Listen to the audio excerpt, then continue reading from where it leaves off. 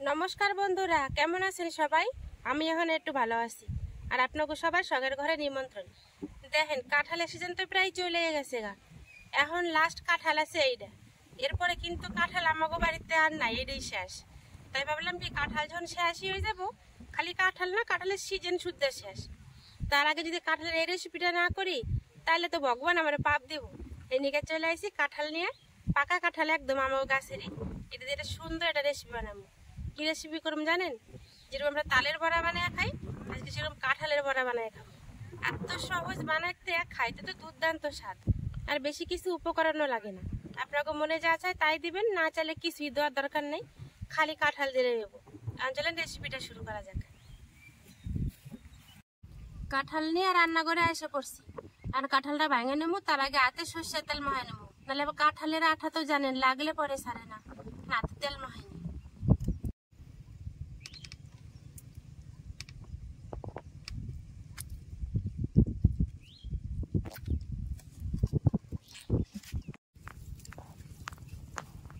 দেন হাতে ভালো করে সর্ষের তেল মাখাই নিছি। এবার কাঁঠালটা ভাঙুম। এত বড় কাঁঠালটা পুরোই আমার লাগবো না, তাই নাকি বুঠার কাছ থেকে অল্প অল্প করে ভেঙে নেবো।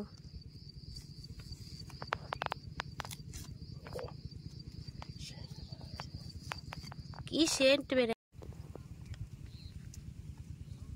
এই দেন বন্ধুরা, কাঁঠালের রুয়াগুলো কত বড় বড়।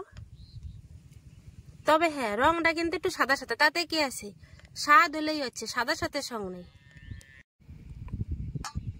এই দেখেন, আমার সব করে কাঁঠাল বার করা হয়ে গেছে। মানে যে কটা আমার লাগবো সে কটা বার করে নিছি। আর এদের কাঁঠালের ভিতর থেকে এই যে বীজটা আর এই পর্দাটা বার করে হালাই দেবো।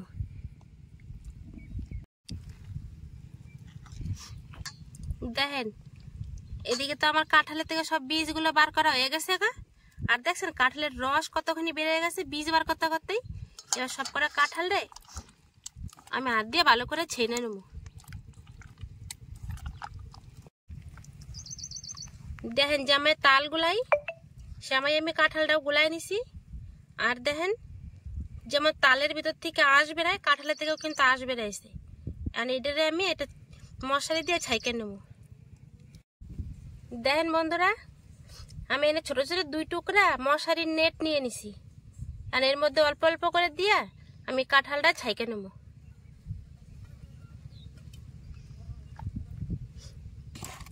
যেহেতু এটা ছোট, বেশি দেওয়া যাইব না বন্ধুরা, অল্প অল্প করে দিয়ে ছাকতে হইব। দেখছেন কি সুন্দর পড়া ধরছে না, তালের মতো। মশারির মধ্যে দিয়ে একটু চাপ দিলেই পড়া ধরছে, দেখেন কি সুন্দর।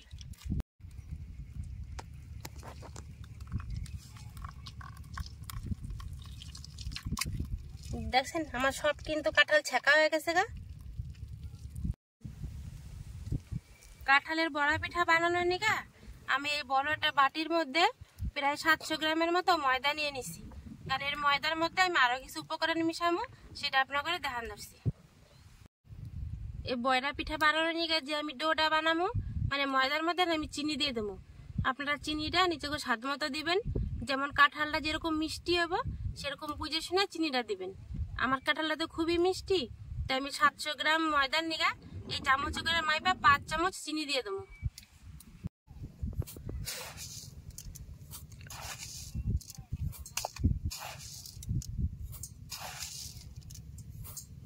এবারে 1 চিমটি লবণ দিয়ে দেবো, কারণ লবণ না দিলে মিষ্টির স্বাদ কোনোদিনই আসবো না।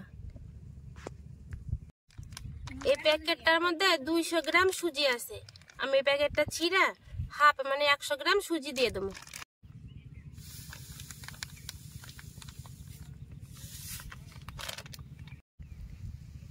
এবারে বড় চামচের 1 চামচ আমি গুঁড়ো দুধ দিয়ে দেবো। এবারে শুকনো উপকরণগুলো রে চামচ দিয়ে ভালো করে একসাথে আগে একটু মিশাই নেবো, নাইলে ওই যে গুঁড়া দুধ দিছি তো দলা বাঁধতে দেবো। এবারে অল্প একটু করে কাঁঠালটা দিয়ে দিয়া আমি ময়দাটা ভালো করে মাখাই নেবো। এক চুটে দেবো না, অল্প অল্প করে দিয়ে দিয়ে তারপরে মাখাবো।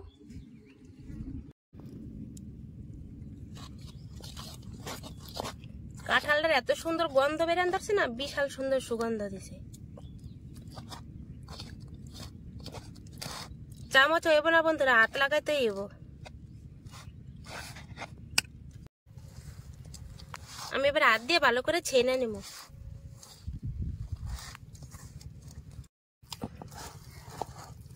দেন বন্ধুরা, কাঁঠালে কিন্তু হয়ে গেছে। এনে আমার কিন্তু জল বা দুধ কিছু আর দেওয়া লাগে নাই কে।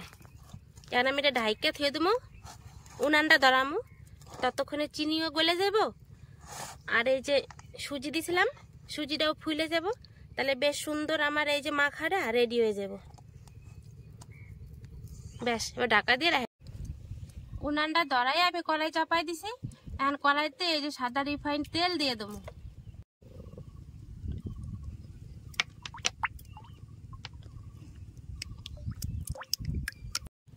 এবারে প্লেটটা সরাই দেখুন ব্যাটারটা আমার কিরকম পর্যায়ে আছে।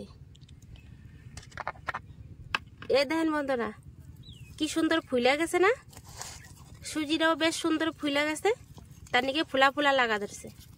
কারণ হাত দিয়ে একটু ভালো করে মাইখে তারপর তেলে ছেড়ে দেবো।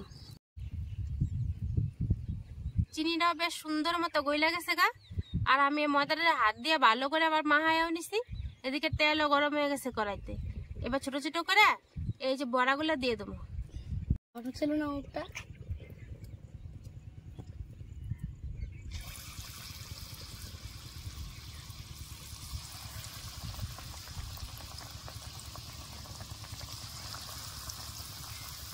এরকম করে সমস্ত বড়াগুলো তেলের মধ্যে দিয়ে দেবো।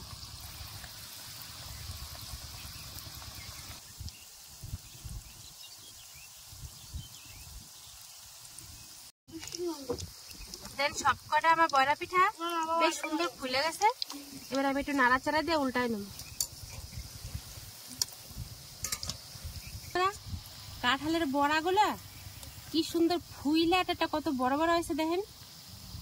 আর সুন্দর লাল লাল করে বেশ ভাজা হয়ে গেছে। এখন আমি বাটিতে উঠাই নেব।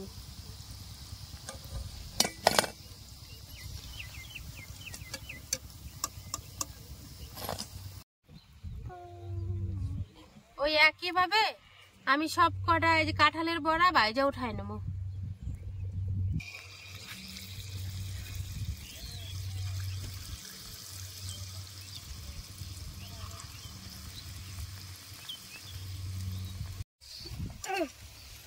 কাঁঠাল দিয়ে সমস্ত বড়া পিঠা আমার ভাজা হয়ে গেছে, বেশ সুন্দর লাল লাল করে ভাজছি।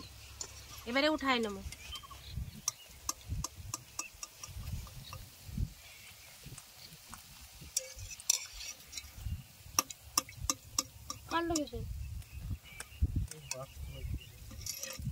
দেখেন কত সুন্দর হয়েছে না? ও একটা আবার হয়েও গেছে কড়াইতে।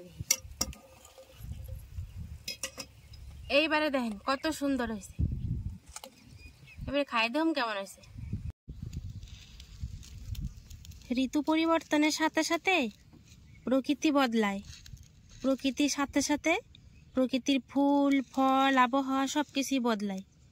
ঠিক তেমনই এই কাঁঠাল, ঋতু পরিবর্তনের সাথে সাথে কাঁঠালও প্রায় এখন শেষের মুহূর্তে। তার আগে যদি এরকম একটা বড়া পিঠা বানায় না খাই তাহলে কি হয় কন্ত? আর দেখেন কাঁঠালের বড়া পিঠা কতখানি লোভনীয় লাগা ধরছে না? আর দেখলেন তো কত সহজে বানানো হয়ে গেল গা। এবার তো খাইয়ে দেখার পালা। চলেন এবার খাইয়ে দিই কেমন স্বাদ হয়েছে। কত অল্প সময়ে আমার কাঁঠালের বড়া পিঠা তৈরি হয়ে গেছে গা। মানে খাইয়ে দিহুম কেমন স্বাদ হয়েছে। আজকের শখের রান্না করে আন্তরিক কেউ এসে পৌঁছায় সারতে পারে নাই, তাই আমি খামু আর কমু আপনাদের কেমন স্বাদ হয়েছে। আর বড়াগুলো এত সুন্দর ফুলছে, সব ফুল আর তেলের উপরে বাইসে উঠছে একাই।